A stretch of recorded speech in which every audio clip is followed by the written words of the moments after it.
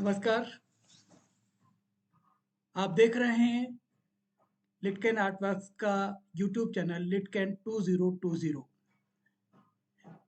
इस चैनल पर हम आपके लिए लेकर आते हैं कभी कहानियाँ, कभी विशिष्ट व्यक्तियों से साक्षात्कार और कभी कुछ विचार गोष्ठियाँ, संगोष्ठियाँ। यदि आपको हमारा ये चैनल पसंद आता है, तो आपसे अनुरोध है, कृपया आप हमारे चैनल को लाइक करें और सब्सक्राइब करें। अपने दोस्तों को, अपने परिवारजनों को ज़रूर दिखाएँ। हमारे इस चैनल में हम पूरा प्रयास करते हैं कि इस चैनल पर जो भी कंटेंट हम जारी करें, वो पूरे परिवार के साथ बैठकर देखे जा सकते हैं, विद्यार्थियों के लिए काम आ सकते हैं, रिसर्च स्कॉलर्स के काम आ सकते हैं। इसलिए आप बिना झिझक के अपने परिवार को ये चैनल दिखा सकते हैं और यदि पसंद आए तो आपसे फिर अनुरोध है, हमारे चैनल को सब्सक्राइब ज़रूर करें।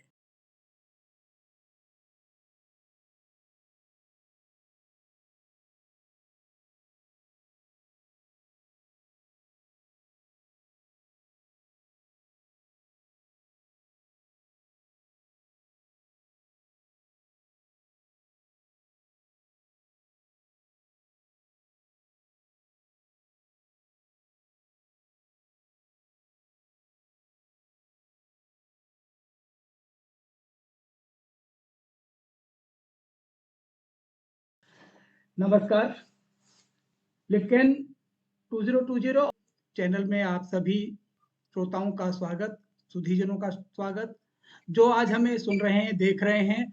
आज के इस अंक में हम आपके लिए लेकर आए हैं एक ऐसे विशिष्ट साहित्यकार को, जिनका अपना कर्म क्षेत्र बहुत विस्तृत रहा है, जो किसी पहचान की मोहताज नहीं है, बल्कि हम यूँ कहें कि साहित्य जगत में उनका इतना बड़ा नाम है कि कहते हैं ना, नाम ही काफ़ी है। और ये हैं कुसुम खेमानी जी, जो कि भारतीय भाषा परिषद कोलकाता में उसके अध्यक्ष हैं। इनके साहित्य और सर्जन की बात करते हैं, साहित्य सृजन की, तो इनका एक विस्तृत हमें साहित्य देखने को मिलता है, पढ़ने को मिलता है। पूरी जानकारी हम इनसे लेते हैं और हमारे साथ आज हैं डॉक्टर संदीप अवस्थी। साथ ही साथ हमारे कुछ और मित्र भी जुड़ रहे हैं और जुड़ते भी जाएँगे। संदीप जी, आपका स्वागत और स्वागत करते हैं हम कुसुम खेमानी जी का। कुसुम खेमानी जी, स्वागत आपका कुसुम खेमानी जी। नमस्कार। एक बहुत बड़ा नाम साहित्य में। और संदीप जी, आज की इस बातचीत को हम शुरू करें, क्योंकि कुसुम खेमानी जी का स्वयं का एक बहुत बड़ा फलक है साहित्य जगत में। आज की हम शुरुआत करते हैं कुसुम जी आपसे कि सबसे पहले तो यही है कि जो रजवाड़ी साहित्य की बात करते हैं, रजवाड़ी साहित्य अपने आप में एक ऐसा साहित्य रहा है जिस पर बहुत शोध हुए हैं और बहुत कुछ ऐसी बातें हैं जो छुपी हुई हैं, अभी सबके सामने नहीं आई हैं। एक विविधता है मेरे लेखन में। जी। जैसे मेरा एक उपन्यास है गाथा राम भतेरी, वो बंजारों पर है। तो मैंने रिसर्च करके बंजारों के जीवन पे लिखा, उनकी गालियों तक को लिखा। फिर एक मेरा उपन्यास है जड़िया बाई, वो मैंने राजस्थान की महिला और उसके विकास पे लिखा। तो मैं विभिन्न, और एक है मेरा लाल बत्ती की अमृत कन्याएं, जी। जो कि मैं सोनागाछी में 1 महीने तक लगातार गई, एक दिन छोड़कर, और मैंने सारे इंटरव्यूज़ लिए और सब अपने अनुभव से लिखा, जो देखा। ये मेरी आदत है। तो राजवाड़ी जो आपने सोचे रजवाड़ों की बात है, ये तो बस ज़रा-सा एक हिस्सा है कि वो लड़की बदमाश है, अचपड़ी जिसको मारवाड़ी में कहते हैं, वो है। तो वो उसमें घुसती है और वो दिखाते हैं बस, खास नहीं लिखा है। अब आप कह रहे हैं तो मैं लिख दूँगी। राजबाड़ियों से तो मेरा बहुत संबंध है। नहीं, लेकिन आपने जो एक अचपड़ी जो आंचलिक शब्द को बोला है और जिसका इस्तेमाल किया, वो अपने आप में ही एक इतने विस्तृत और व्यापक अर्थ लिए होता है कि अचपड़ी शब्द अपने आप में बहुत बड़ा शब्द है। संदीप जी। नहीं, ऐसा है कि बोलना ही माने, अगर हम अपनी भाषा को समृद्ध नहीं करेंगे जी, बोलियों से, तो हमारी भाषा मर जाएगी। बिल्कुल, बिल्कुल सही। बिल्कुल। तो बोलियों मैं से समृद्ध करते रहना चाहिए, मैं ऐसा मैं मानती हूँ।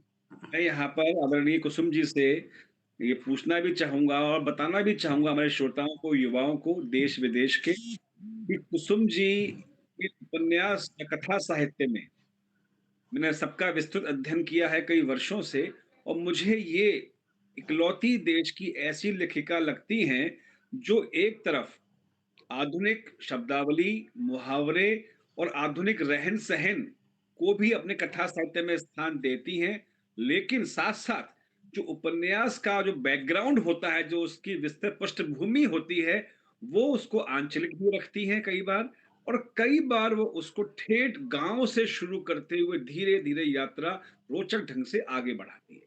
तो ये आधुनिकता और हमारी परंपरा और संस्कृति का अद्भुत मेल इन्हें विशिष्ट बनाता है। और योगेश जी भी लेखक हैं, मेरे साथी हैं, और एक लेखक होने के नाते हम समझते हैं ये बहुत मुश्किल होता है कि आप दोनों पीढ़ियों को, वर्तमान पीढ़ी को भी और जो पीढ़ी 50 के ऊपर वर्ष की है उसको भी, दोनों के अध्ययन की, पढ़ने की क्षुधा को शांत करते हैं अपने उपन्यास के माध्यम से। ये बहुत बड़ी खूबी है।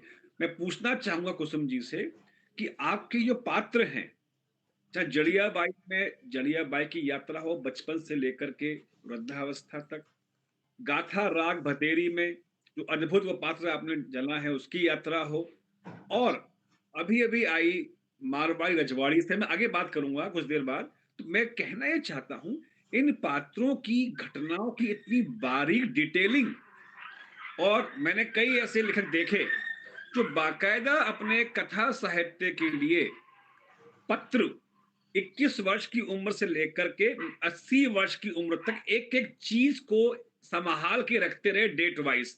इसे हम लगाएंगे, लगाएंगे, छापेंगे, और वो कालांतर छपा भी। तो मैं आपके बारे में ये पूछना भी चाहता हूँ, उत्सुकता भी है, इतनी बारीक डिटेलिंग पिछले 50 वर्षों से आज तक की, मुझे लगता है आपने किसी को नोट नहीं किया हुआ होगा, ये आपके जहन से, दिमाग से आती है। बताइए जरा।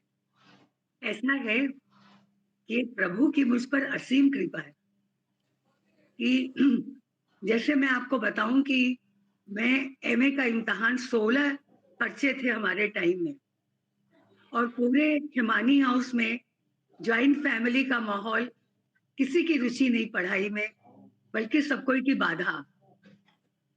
उसमें मेरे साथ एक आराम है कि जिस चीज को मैं एक बार देख लेती हूँ वो मेरे दिमाग में अक जाती है। जैसे इसमें जितने वर्णन हैं, जैसे जड़ियाबाई में है या मुझे याद नहीं है।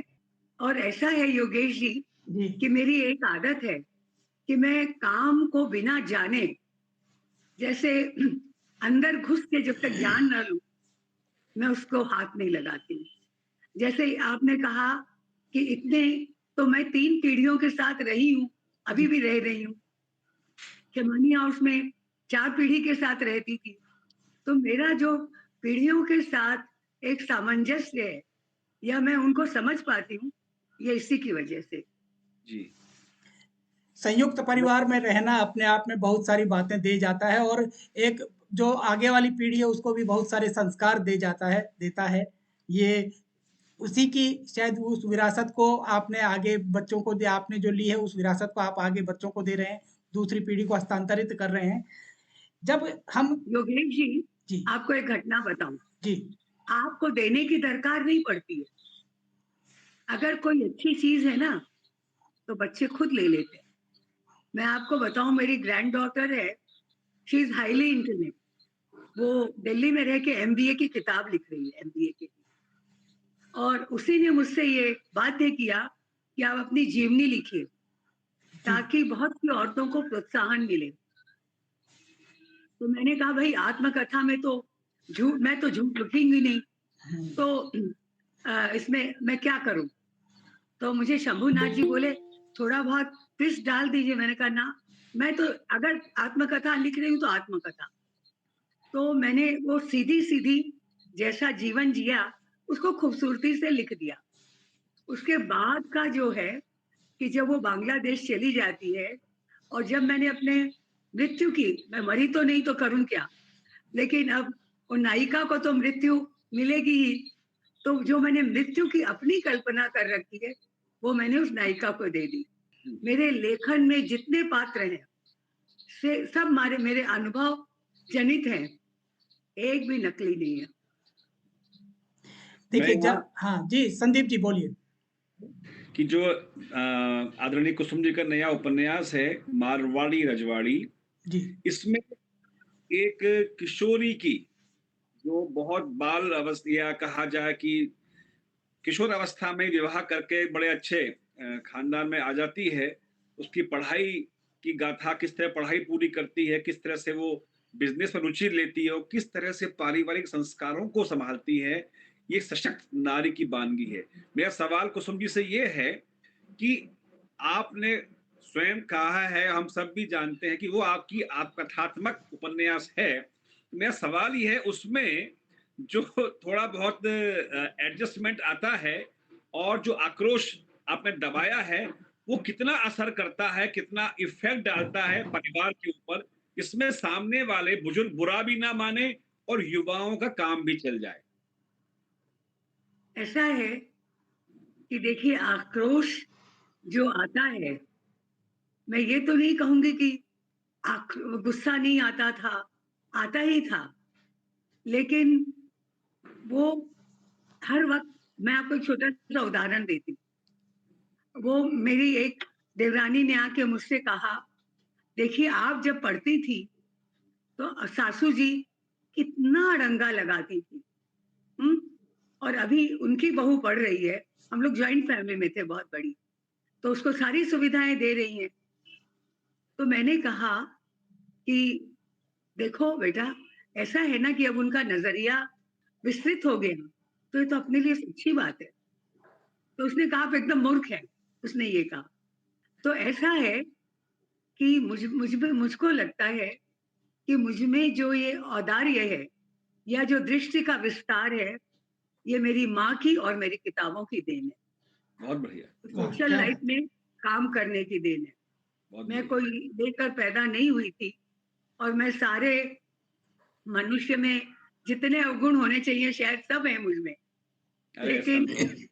हाँ, लेकिन प्रभु की कृपा है और क्या कहूँ।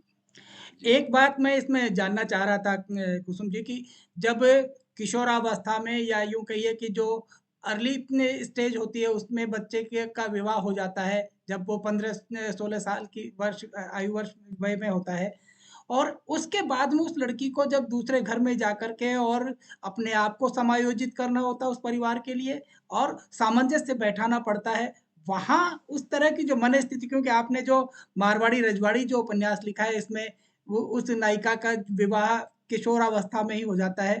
तो वहाँ पर क्योंकि वो मनःस्थिति एक ऐसी मनःस्थिति होती है जहाँ उस मनःस्थिति को का लेखन करना, उसको चित्रांकित करना, शब्दों में व्यक्त करना काफ़ी कुछ कठिन सा हो जाता है।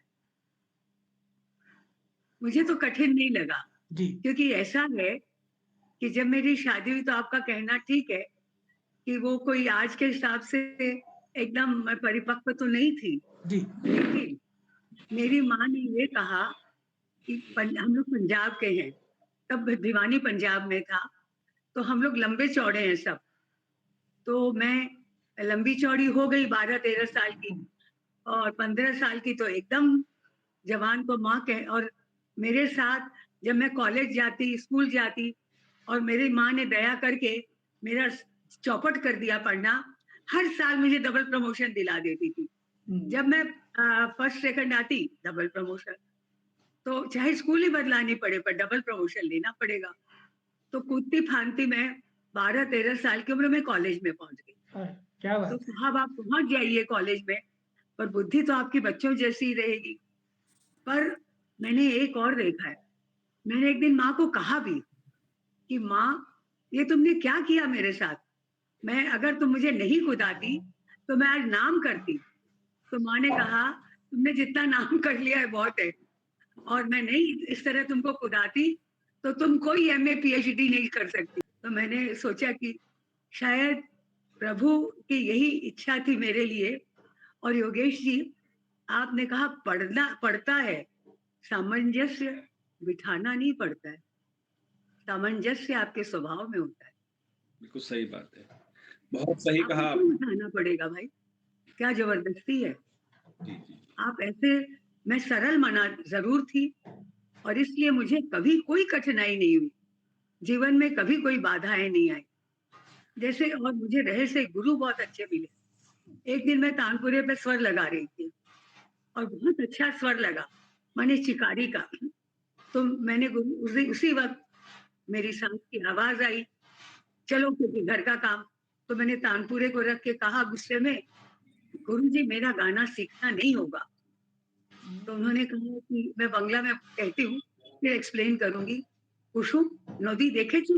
मैंने कहा ছোট পাথর এলে নিয়ে বয়ে যায়, বড় পাথর এলে সাইড থেকে বেরিয়ে যায়। তুমি তোমার জীবনকে এরকমই করে নাও। ये उनकी सीख मेरे बहुत कम काम आई कि जो नदी है वो बहती जाती है, छोटे पत्थर आते हैं ले लेती है, बड़ी चट्टान आती है बगल से निकल जाती है। बिल्कुल। तो ऐसे ही जीवन में अगर अधिक दुविधाएं आए, आप उसके बगल से निकल जाए और नहीं तो उसको साथ लेके आगे बढ़ जाइए। यही सामान्य सामंजस्य से है। दिखाने की क्या दरकार? बिल्कुल सबको सही। प्रेम करिए, प्रेम करना लाजमी है मेरी डिक्शनरी में। मैं बताना चाहूँगा हमारे युवा श्रोताओं को और जो युवा कवि लोग लेखक जुड़े हुए हैं, भाषाओं ज्ञाता हैं। बंगला आपको आती है, हिंदी में जाने-माने चुका है ही, तो मारवाड़ी आपको आती है, अंग्रेजी आपको आती है। और कुसुम जी कुछ किताबों का विदेशी भाषा में भी अनुवाद हुआ है। मेरा सवाल ये है आपसे दीदी, जो रॉ मटेरियल है या कहते हैं उसको हम कच्चा माल है, हम अपने आस-पास से उठाते हैं। लेकिन जो भाषा की विशिष्टता है, गरिमा है, वो आपको नवीनतम उपन्यास से लेकर के पुराने कथाओं तक बराबर अविरल विकसित होती रहती है। तो मेरा एक जिज्ञासा भी है और सवाल भी है सबकी तरफ से कि इस नवीनतम भाषाओं के बदलाव को आप कहाँ से ढूँढती हैं, कहाँ से अपनाती कुछ बढ़ के सो। तू जिस जगह जागा सवेरे उस जगह से बढ़ के सो। जब रोज बढ़ के सोना है तो उसमें तो रोज नयापन आ ही जाता है। मैं हर एक से जुड़ जाती हूँ। अब देखिए आप कि अगर मुझे किसी ने कहा तुम्हारे उपन्यास में इतनी गालियां क्यों हैं? तो मुझे गालियां लिखने में बहुत तकलीफ हुई क्योंकि मैं शालीन भाषा का प्रयोग करती थी। यहाँ तक कि मैंने एक दिन कृष्णा सोबती से कहा भी जी। कि आपकी किताबों में बहुत गालियां होती हैं, आप कैसे लिखती हैं? तो कहने लगे अच्छा बाबू तुम बताओ कि आदमी का जीवन क्या बिना गालियों के हो सकता है? क्या हमारे जीवन में गाली नहीं है? तो हमारे साहित्य में क्यों नहीं? तो मैंने जैसे गाथा राम भतेरी की मैंने देखा, मैंने सुना उन लोगों को कि आवाज देंगी बेटी को तो आवाज देंगी ए रांड अठा। तो जो ये अब वो किसी ने कहा इसके लिए कि कुसुम की वाणी के उपन्यास में तो गालियों से ही शुरू होती है। मैं क्या करूं अगर मेरे पात्र गाली ऐसे ही जीवन चलाते हैं? हैं? अगर आप काशीनाथ सिंह की काशी की हस्ती पढ़िए, उसमें से गालियां निकाल दीजिए तो उपन्यास में कुछ बचेगा? नहीं, मूल बात ये है कि जब जिस आप पात्र का जो चयन कर रहे हैं और उस पात्र का सृजन उसमें कर रहे हैं, उस पात्र की अगर मूल स्वाभाविकता को अगर हम नष्ट कर देंगे तो शायद उस पात्र में कुछ बचेगा नहीं। सही बात। तो थैंक यू। यही बात। जी, तो जब मारवाड़ी रजवाड़ी की हम बात करते हैं, राजस्थान के परिदृश्य में यहाँ के भौगोलिक परिदृश्य, यहाँ के सामाजिक और सांस्कृतिक परिदृश्य को लेके चलते हैं, तो वहाँ पर बहुत सारी ऐसी बातें जैसे आपने एक शब्द लिया कि एरांड, बच्चे को भी बोल देते हैं, औरतें आपस में भी बात करती हैं। लेकिन इसी तरह से जो आंचलिक जो बोली है, भाषा है, यदि उसके शब्दों को हम आज के साहित्य में निरूपित नहीं करें, तो किस तरह से हम उसको आगे बढ़ा पाएँगे? एक बहुत ऐसा सवाल होता है क्योंकि नई पीढ़ी इन शब्दों को लेके नहीं चलना चाहती, शायद अंग्रेजी की तरफ ज़्यादा झुकाव हो गया है, लेकिन आंचलिक शब्दावली के बिना कैसे काम चलेगा? सही बात। आपको परसना आना चाहिए। मुझे तो कोई दिक्कत नहीं हुई। मैं तो भाषण भी देती हूँ तो ऐसे ही देती हूँ। अगर मैं योगेश भैया की बात करूंगी तो शुद्ध हिंदी बोलूंगी। जी। संदीप भैया की बात करूंगी तो उसमें अजमेर की टोन होगी। और तो ऐसा है, घनश्याम जी सुन रहे हैं, अगर उनकी बात करूंगी तो उसमें बिहानिया भाषा का पुट होगा। और मैं प्रेफर करती हूँ कि मैं जिससे बात करूं उसकी भाषा में करूं। जी। जैसे बंगाली से बांग्ला में, जो अंग्रेजी बोलते हैं उनसे अंग्रेजी में, तो स्वाभाविक है। और घनश्याम जी से जैसे मैं भिवानिया में बात करती हूँ हरियाणवी में। बिल्कुल। तो ये एक होना ही चाहिए। और देखिए योगेश जी, आप भ्रम में, जब बच्चों को समझना होगा, बच्चे इतने मतलबी हैं, वो अपने आप सब कुछ समझ जाएंगे। और जब उनको समझना नहीं है तो आप उनको अंग्रेजी में भी नहीं समझा सकते हैं, आप उनको हिंदी में भी नहीं समझा। नहीं, आपके साहित्य में एक विविधता जो मिलती है, चाहे वो आंचलिक शब्दों को लेकर मिले, चाहे जो बिल्कुल आधुनिक शब्दावली है उसको लेकर के मिले, क्योंकि जब हम धीरे-धीरे आगे बढ़ते हैं तो शब्दों का चयन हम जो वहाँ का सामाजिक परिदृश्य होता है, परिवेश होता है, उसके अनुसार अपने आप को ढालने का प्रयास करते हैं। और आप तो आप में इतना वैविध्य है कि आप अपने आप को हर तरह से ढाल लेती हैं। संदीप जी, आपको नहीं लगता है कि जब हम कुसुम जी से बात कर रहे हैं तो यहाँ भी इतनी विविधताएँ हमें देखने को मिल रही हैं, और हमारे श्रोता बहुत इसमें इतना हमें बीच-बीच में मैसेज मिल रहे हैं इनके कि मैं वैविध्य है। मैं मैं महसूस कर रहा हूँ कुसुम जी। हम चाहे आज के लेखक हों, 21वीं सदी के लेखक हों, हम कितना ही अपने आप को अपग्रेड करें, लेकिन वास्तव में जो एक स्त्री को, एक मैं स्त्री की बात नहीं करता, एक इंसान को, एक ह्यूमन बीइंग को किस तरह से देश, संस्कृति, साहित्य, एडमिनिस्ट्रेशन के साथ सामंजस्य बिठाते हुए अपने स्तर पे समाज को वो क्या दे रहा है, योगदान क्या कर रहा है, अगर इसकी बात की जाए, कुसुम जी उसमें अग्रिम पंक्ति में खड़ी दिखाई देती हैं। बिल्कुल, और बिल्कुल। बेशक ही आपने बात कही, मैंने सवाल पूछा भी था अभी-अभी, तो कुसुम जी की विशेषता उन्होंने खुद भी बताई और हम महसूस भी करते हैं, ये बहुत कीन ऑब्जर्वर हैं। एक लेखक को बहुत बारीक सूक्ष्मदर्शी होना ही पड़ता है, लेकिन साथ-साथ सोने में सुहागा ये कि इनकी मेमोरी बहुत तेज है, बचपन से लेके अब तक की सब बातें इन्हें याद हैं। मैं यहाँ एक बात और कहना चाहूँगा अपनी तरफ से, कुसुम जी को लगभग मैं कई दशकों से जानता हूँ, लेकिन विविध उपन्यास जिसमें भारतीय संस्कृति, राष्ट्र की बात है, महिला स्वर है और उनको सकारात्मकता की ओर ले जाती है। जी। सच कहती हूँ ईमानदारी से कि आज तक मुझे जो भी पुरस्कार मिले हैं, हरियाणा सरकार का या आपके कुसुमांजलि, जो भी मिले, अगर उन सब उपन्यासों को लेते वक्त मेरे मन में एक संकोच था कि क्या मैं इसके लायक हूँ।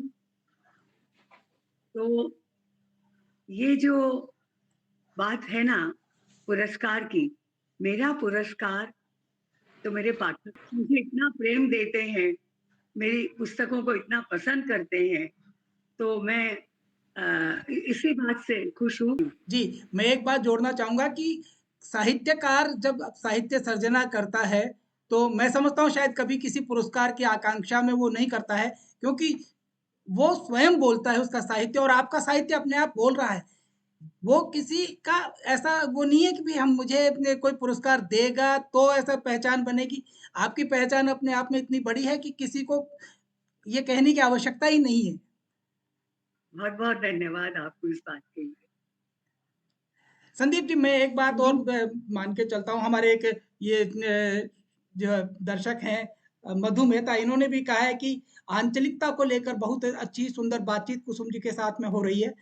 आंचलिकता की जब बात करते हैं, चाहे हरियाणा के साहित्य को हम लें, चाहे हम राजस्थान के साहित्य को लें, या हम किसी भी आंचल बांग्ला के साहित्य को लें, आंचलिक कहानियाँ जितनी या आंचलिक जो शब्दावली है वो साहित्य में जब प्रयुक्त हो रही है, वहाँ उसमें उस साहित्य को उतना ही मान मिल पा रहा है।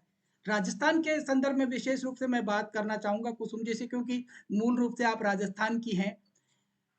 एक तो दुखद पक्ष है कि राजस्थानी भाषा को आज भी भाषा का दर्जा प्राप्त नहीं है, 8वीं अनुसूची में शामिल नहीं किया गया है। तो वहीं दुखद दूसरा पक्ष ये है कि हिंदी को राष्ट्रभाषा का दर्जा भी नहीं मिला है, वो हमारे लिए बहुत दुखद पक्ष है। इसके बावजूद राजस्थानी साहित्य इतना समृद्ध होते हुए, राजस्थान की शब्दावली इतनी समृद्ध होते हुए भी, आज भी हम कहीं न अगर साहित्य आपका समृद्ध है, यदि आपकी भाषा समृद्ध है, तो आज नहीं तो कल निश्चित रूप से आप हम लोग पहचाने जाएँगे। और देखिए, भाषा में और मैं बोलती हूँ वो भाषा इतनी समृद्ध है, जिसकी बोलियां इतनी समृद्ध है। बिल्कुल, आप राजस्थानी को देख लीजिए, उसमें उसकी इतनी उसमें बोलियां मिली हुई हैं, इसीलिए वो इतनी अच्छी है, बिल्कुल, कान में बजती है। हम मुझको सीताराम बाबू जी बोला करते थे कि कान में बजना चाहिए तुम्हारा बोला हुआ, तब वो शब्द है। जी, तो ऐसा है कि ये अगर है तो वो तो हमेशा रहेगा। अब उसको सरकारें मान्यता दें ना दें, क्या फर्क पड़ता है? नहीं, अगर हाँ, जी, आपको ईमानदारी से बिना इस बात की चिंता किए कि हमको पुरस्कार नहीं मिल रहे हैं, हम जी, पुरस्कार ओरिएंटेड ना हो और हम अपना काम ईमानदारी से करें। तो मेरी माँ बोला करती थी कि घी डला हुआ थाली में अंधेरे में भी दिखता है। बिल्कुल, बिल्कुल। ये एकदम ठेठ हरियाणवी मैं आपको बता रही हूँ कहावत। नहीं, राजस्थानी हरियाणवी ऐसा का है भैया। जो संस्कृति है, दोनों की मिली-जुली सी संस्कृति है। जहाँ राजस्थान में समंदर नाम की कहीं कोई दूर-दूर तक कोई दिखता नहीं है। राजस्थानी भाषा में 70 से ज़्यादा समंदर के पर्यायवाची हैं, वाह, क्या बादल के बात है। पर्यायवाची हैं। बादलों में भी अलग-अलग बरसात, 12 महीनों की 12 बरसात अलग-अलग विवरण मिलता है। हम इतने केवल एक बरसात बोलते हैं या सर्दियों की बरसात को मावठ बोल देते हैं। उसकी बरसात का नाम पावट है, कार्तिक की जो कटक है। तो इस तरह सब 12 जगह। महीने की 12 बरसात के नाम हैं। ये समृद्ध हाँ, ठीक साहित्य बोल हमारे रहे पास सामने है। हैं। ऐसा है योगेश जी, यही भाषा की खुशबू है। यही भाषा को समृद्ध करती है। आप जैसे लोग जो सचेत हैं, आप लोग भाषा को समृद्ध करेंगे, क्योंकि ये सारे प्रयोग होने चाहिए। अरे लोग नहीं समझे तो नीचे लिख दीजिए, पर ठीक है, लिखिए, बिल्कुल, अपने ज़रूर। उसमें लाइए लेखन में। अगला सवाल ये रहेगा कुसुम जी से इस बातचीत को आगे बढ़ाते हुए और अंतिम दौर में हमारी बातचीत प्रवेश करने वाली है कि जो आपके उपन्यास कथा साहित्य है, आपका रचना संसार है, इसमें युवा पीढ़ी की और जो वरिष्ठ हमारे लोग हैं 80 प्लस वाले, दोनों की भागीदारी रहती है। तो उसमें ये कुशलता पूर्वक जैसे आपने अभी ये भी कहा भी कि जब कोई चीज़ पत्थर अड़ जाए, तो राह निकालने के लिए उससे हटकर रास्ता बना लेना चाहिए। बिल्कुल। मेरा सवाल ये है कि वर्तमान पीढ़ी, युवा पीढ़ी और जो सीनियर पीढ़ी है, पिछली से पिछली वाली, इसमें मूल्यों का, विचारों का टकराव, ये आपके उपन्यासों में या कथा साहित्य में कम देखने को मिलता है। अक्सर कोई ना कोई मान जाता है और रास्ता निकल आता है। हो सकता है ये निजी भोगा हुआ यथार्थ हो, सकारात्मक वाला, लेकिन क्या ऐसा आपको नहीं लगता कि अब टकराव बढ़ रहा? मैं फिर वही बात दोहराऊंगी कि टकराहट से बचना आपको आना चाहिए। देखिए, मैं कह रहा हूं वही अंतिम सत्य है। ऐसा यदि हम ना माने तो बहुत सारी टकराहटें बच सकती हैं। हर वक्त खुला मन रखिए, कुछ बोलिए, अगर कोई प्रतिक्रिया है तो अच्छा, ऐसा भी है, अच्छा मैं इसको सोच के देखूंगा।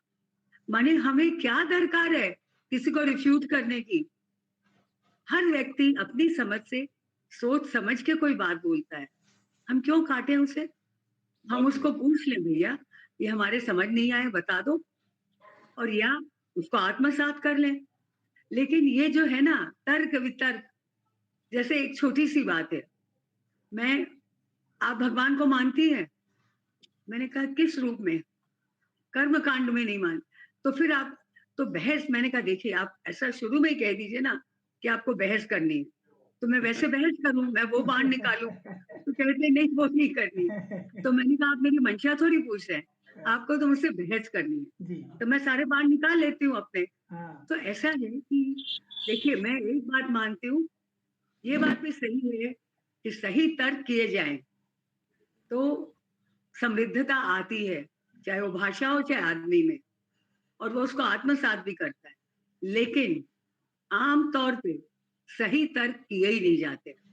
कुतर्क ज़्यादा होते सब हैं। कोई अपने मन आया बोलते हैं, कोई अध्ययन किया हुआ नहीं बोलते हैं, कुछ नहीं। तो फिर तो रास्ता निकालना ही पड़ेगा ना। उजली राम रमी भली, राम राम कर लीजिए। बिल्कुल, तो अपने को आवश्यक ये बोल रही टकराहट देखने को नहीं मिलती है। अरे भाई टकराहट देखने को मिलेगी कैसे? देखिए संदीप भैया, युवा पीढ़ी से मैं बहुत सीखती हूँ। आप ये मत कहिए, युवा पीढ़ी खराब नहीं है, उनका एक बहुत भारी गुण है कि वो बहुत ईमानदार है। वो जो बात होती है आपके मुँह पे कह देते हैं। कोई लल्लो-चप्पो नहीं है उनके और अपने लोग को क्रोध आ जाता है। जैसे वो कह देंगे, "आपकी इस कहानी में क्या पढ़ा है, जो लोग आपको पुरस्कार दे रहे हैं?" हाँ भाई, हो सकता है। चलिए, उसका अपना दृष्टिकोण है। तो अगर सारे ही दुनिया में दृष्टिकोण मिल जाते, तो दृष्टिकोण की दरकार ही क्या थी शब्द की? हर एक का तो अपना दृष्टिकोण होगा ही, कुसुम जी अलग विचारधाराएँ होंगी, पर आपसे टकराएँ ज़रूरी क्या है? कुसुम जी, आपने एक बात कही कि आज की जो पीढ़ी है, वो वर्तमान पीढ़ी बहुत ईमानदार है, कंप्यूटर पीढ़ी है। जो वर्जनाएँ जो हमारे समाज पे आरोपित थी, आज इस पीढ़ी के लिए साहित्य सर्जन की जगह जो बात हम करते हैं, तो वो वर्जनाएँ भी इनके लिए मान्य नहीं है, कोई भी विषय अछूत नहीं है। ठीक है, जबकि आपके ज़माने में और उसके बाद हमारे ज़माने में, हम आपके आगे वाली पीढ़ी में, वहाँ तक वर्जनाओं का विस्फोट यूँ चलता रहा, वर्जनाएँ आरोपित रही और हम उन चीज़ों से बचते रहे, लेकिन आज की पीढ़ी नहीं बचती है। बहुत ईमानदार आप कह रहे हैं। इसीलिए इसीलिए अभी मेरा अगला उपन्यास आएगा ट्रांसजेंडर के ऊपर जी, अच्छा। और वो हमारे परिवारों में से, समृद्ध परिवार में से एक लड़की ने स्वतः अपनी खुशी से अपना जेंडर चेंज किया है हुँ, ओह हो! और मैं उसके रिसर्च में लगी हुई हूँ। वैसे तो मैं ऋतुपर्णा घोष को जानती थी बहुत क्लोज़ली और उन्होंने तो अपनी सर्जरी भी कराई थी, बहुत किया था। तो अभी मैं इसको थोड़ा डीप स्टडी कर रही हूँ और मेरी समझ से मैं उसमें कोई ना कोई निष्कर्ष पे पहुँचूँगी, क्योंकि ऐसे चलती-फिरती रचना तो मैं कर ही सकती हूँ। किसी हिजड़े का दुःख लिख दूँ, पूछ के कुछ कर दूँ और बिल्कुल। मेरी तो बहुत मुलाकात सोनागाछी में हुई थी, ट्रांसजेंडर से। जब मैं जाती थी वहाँ, तो आपको आश्चर्य होगा कई अ, ट्रांसजेंडर वहाँ वेश्यागिरी करते हैं, ओह! हुँ, बाकायदा दुकान लगा के सोनागाछी में। तो मैंने उनसे पूछा कि भाई आप कैसे लोगों को सैटिस्फाई करते हैं? तो उन्होंने कहा क्यों? लोगों को सैटिस्फाई करने में क्या है? 3 मिनट की क्रिया है, जी, बाकी का तो सारा ऊपर का है, उसमें हम लोग माहिर हैं। अच्छा मुझे बहुत आश्चर्य हुआ है जान के कि ये लोग जब मेरे उस उपन्यास में है भी शायद कि अंत में वो एक जगह जाता है ट्रांसजेंडर तो डांस करने, तो हुँ, हुँ। मंत्री का बेटा उसके साथ ज़बरदस्ती करता है हुँ, और उसके गुप्त अंगों पर प्रहार करके काट देता। माने उसको इतना गुस्सा आता है, जब उसको पता चलता है कि ये पूरी औरत नहीं है। तो ऐसा है कि अगर आप में मादा है कि आप कुछ लड़ें, मुझमें तो मादा है कि अब मैं लिखूँगी, चाहे मैं तो ठेठ दकियानूसी मारवाड़ी घराने की हूँ, पर मैं तो लिखूँगी। बिल्कुल। क्योंकि अगर कोई सच्चाई है, आप मेरा एक उपन्यास लावण्य देवी पढ़िए, उसमें प्रभावती देवी को हुँ, चंपा जो कि एकदम अपढ़ है, वो कहती है, "अरे! मैं तो बंगालन, मैं तो तुझको पढ़ी-लिखी मानती थी।" चंपा कहती है। वो कहती है कि कल मैंने तुम्हारे पिताजी को, चाचा जी को, मुझे लगा कि ये दोनों गे हैं। तो उसने कहा, "ये तो मुझे पता ही है, ये लोग आके यहाँ 3-3 साल कमाते हैं, तो अच्छा हुआ ना कि गे हैं, तो घर रुपया तो भेजना बंद कर देते और वेश्यागिरी में लग जाते। अच्छा है दोनों गे हैं, दोनों मित्र थे, दोनों बराबर पार्टनर थे।" ये हमारे घर की घटना मैं आपको बता रही हूँ। और यही उसमें एक हवाला और है, उसको जो उसकी दादी सास है, वो लेस्बियन है, हुँ, हुँ, हुँ, हुँ। हुँ, तो है अगर इसमें चटकाई लिख सकती हैं लिया और उस हकीकत है ज़माने की, तो कुसुम के मानी सच्चाई क्यों नहीं लिख सकती है? बिल्कुल। ठीक हम आपसे यही कह रहे थे कि जो आज की पीढ़ी जिस तरह की वर्जनाओं में नहीं जीना चाहती है, लेकिन आप जिस तरह से बहुत एकदम सच्चाई और ईमानदारी के साथ उन सब चीज़ों को बोल भी रही हैं और लिख भी रही हैं, चाहे हम कृष्णा सोबती जी की मित्रों मरजानी का ज़िक्र करें, लेकिन उससे एक कदम आगे चल के आपने बात की है। तो ये आज के इस साहित्य के लिए कहीं न कहीं एक बहुत शुभ संकेत हम कह सकते हैं और आने वाली पीढ़ी के लिए तो निश्चय ही आप एक अनुसरणीय रहेंगे।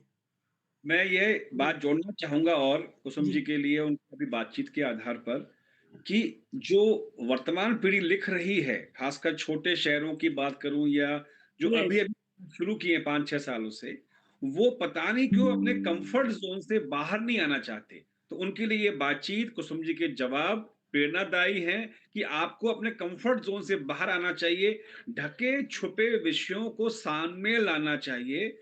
हाँ, ये ज़रूर ख़्याल रखें उचित फ़ोरम पर, सही लोगों के सामने। और अब नहीं, मैं और ज़रूरी नहीं है कि उसकी भाषा खराब हो। हुँ, एक और बड़ा जो एक संकट हमारी इतनी पीढ़ी के सामने, क्योंकि आपके बाद में आपकी पीढ़ी में और हमारी वाली पीढ़ी में भी, संदीप जी, और हमारी पीढ़ी में ये रहा है कि अभी भी हम दोहरा चरित्र जीते हैं। संस्कार क्या होता है? समझकार, हुँ, माने आप जहाँ खड़े हैं, उससे आगे बढ़िए। जी, दूध को का संस्कार आपने किया दही जमा कर, दही का संस्कार किया उसमें से मक्खन निकाल कर। तो मनुष्य का आगे बढ़ना ही उसका संस्कारित होना। इसलिए संस्कार को आप बहुत छोटे में मत लीजिए और एकदम आप, हाँ, अगर आप ईमानदारी बरतेंगे, तो कोई बात नहीं है कि आप देखिए, ईमानदारी बरतने का अर्थ ये नहीं है कि आप अश्लील साहित्य की रचना करने लग जाए। वो तो दो कौड़ी का होता है, जो किसी को उकसाए, बिल्कुल, बिल्कुल। किसी में उत्तेजना, वो नहीं। आपको अगर कोई तस्वीर रखनी है सीधे सीधे, तो दुखदाई तो हो सकती है, वो आपके मन में उत्तेजना नहीं ला सकती। हाँ, लेकिन हमें दोहरा चरित्र नहीं रखना चाहिए। ऐसा है कि हर आदमी ही रखता है, आप क्या, मैं नहीं रखती हूँ, हम लोग सब रखते हैं। हम लोग, जैसे मैं नहा के बाहर आती हूँ, कोई आया तो थोड़ा मन करता है ना, बाल वाल बना लें, काजल लगा लें, तो दोहरा चरित्र हो गया। वैसे ही नहीं, आके क्यों नहीं मिलते, क्यों बाल बनाने की सोचती हूँ? अपने आप को बहने दीजिए सरलता से, सहज हो जाइए और जो ईमानदारी से आपको सही लगे वो करिए। बंगला साहित्य की बहुत विशाल परंपरा रही है और वास्तव में कोलकाता कहा जाए आजादी के बाद से लेकर लंबे समय तक सांस्कृतिक और साहित्यिक राजधानी रहा है। मैं पूछना चाहूंगा कुसुम जी से कि आपके प्रिय बंगला और हिंदी में साहित्यकार लेखक कौन से रहे? मेरे निकट, क्या पूछा आपने? मेरे निकट, आपके हाँ, प्रिय एक लेखक लंबी लंबी बंगला श्रृंखला है। जी, वो अच्छा। महाश्वेता देवी, आशापूर्णा देवी, अ, ये मैत्रेयी देवी, शंकर और विमल मित्र, प्रेमेंद्र मित्र और मेरे सारे ही मित्र रहे साहित्यकार बंगला के। और मैंने उनको बुलाया अपने यहाँ, चाहे मैं रचना चलाती थी उसमें बुलाया, परिषद में बुलाया और उनके साथ उठ बैठ रही। जी, इनमें से बहुतों का तो मैंने वो भी किया, इनको पुरस्कार भी दिए, जी, जी। क्योंकि और सुभाष मुखोपाध्याय, सभी अच्छा, को। जी, तो ऐसा है कि और वो सब मुझे कुसुम ही बोल के बुलाते थे, इतना उनसे भाईचारा था। जी, और इसमें एक वर्णन भी है मारवाड़ी राजवाड़ी में जी। कि वो मुझे शंकर मुखर्जी ले गए सज्जित रे के पास हाँ, और उन्होंने, हाँ, तो वो जो बात है, तो बिना क्लोजनेस के कैसे हो? ठीक बात है, तो ठीक। बहुत साहित्यकारों से, और ये प्रभु की कृपा है, मैं तो ऐसा मानती हूँ कि मेरे जो दृष्टि का विस्तार अगर कहीं हुआ है, तो ये सब उन महामनाओं की देन है। बहुत बढ़िया, बहुत बढ़िया। आदमी अपने आप में कुछ नहीं होता है, ये समाज, ये संगति ही आपको गढ़ती है बिल्कुल ठीक बात और ये आप पर निर्भर करता है कि आप उससे कितना लें। है। और मैं इस बात को आगे बढ़ाते हुए जोड़ना चाहूँगा, मारवाड़ी रजवाड़ी एक वास्तव में बेजोड़ उपन्यास ही नहीं बल्कि आत्मकथात्मक अच्छा उपन्यास है हुँ, और बहुत जल्दी इसका मराठी और राजस्थानी भाषा में भी अनुवाद आपको इस साल देखने को मिलेगा। मुझसे ये एक बहुत बड़ी उपलब्धि होगी राजस्थान के लिए भी, कि राजस्थानी की जो, क्योंकि जहाँ की बेटी हैं, जहाँ के मूल निवास इनका रहा है, उस की भाषा में अगर इनके जो साहित्य को पढ़ा जाएगा, तो इनके लिए भी बहुत बड़ी बात होगी और हमारे लिए तो बड़ी बात होगी ही होगी। बहुत धन्यवाद, बहुत धन्यवाद। बस चलिए, चलते-चलते नमस्ते। आपसे इतना ही कहेंगे कि आज की जो पीढ़ी है वो बहुत कुछ लिख रही है और कुछ ऐसा भी लिख रही है जो पढ़ा जाना चाहिए। आमतौर पे हम ये कह के छोड़ देते हैं कि आजकल के लड़के भी या लड़के पता नहीं क्या लिख रहे हैं, लेकिन बहुत अच्छा भी लिख रहे हैं। आप क्या कहेंगे? मैं तो कह रही हूँ कि इतनी ईमानदार पीढ़ी है कि हम लोगों को बहुत ध्यान से इसको देखना चाहिए। बिल्कुल। और हम लोग माने ऐसा है, वो ज़माने लग गए कि जब हम कहते थे 2 चावल देख लिए और चावल सीज गया। आजकल का ज़माना है कि नीचे से कच्चा रह जाता, ऊपर से सीज जाता है। हाँ, तो जब तक आप नहीं देख लें कि वो गड़बड़ है, आप उसको गड़बड़ नहीं कह सकते। आप एक उसके संपूर्णता में उसको देखिए। और आपको मतलब क्या है अगर कोई गलत लिख रहा है तो? अपने आप समाज उसको फेंक देगा निकाल के। बिल्कुल, ठीक बात। बिल्कुल। चलिए, आज आपसे इतनी अच्छी बातें रही और हमें उम्मीद है कि हमारे जो दर्शक हैं, उनको भी बहुत पसंद आएँगी। आपसे फिर और बात करेंगे क्योंकि अभी अगली बार एक कुछ और विषय पे बात करेंगे। बहुत कुछ छूट गया है। बांग्ला साहित्य से जुड़ी हुई आपकी यादें, राजस्थानी साहित्य से जुड़ी हुई यादें और हिंदी का अपना एक आपका बड़ा फ़लक, बहुत सारी बातें छूटी हैं, जिनको हम अगले अंक में आपके साथ में ज़रूर साझा करना चाहेंगे। हमारे श्रोताओं के साथ, दर्शकों के साथ साझा करना चाहेंगे। स्वागत है, आपका स्वागत। बहुत-बहुत आभार जो आपने समय निकाला, इतना समय दिया और संदीप जी आपका भी बहुत आभार जो इतना समय आपने निकाला है।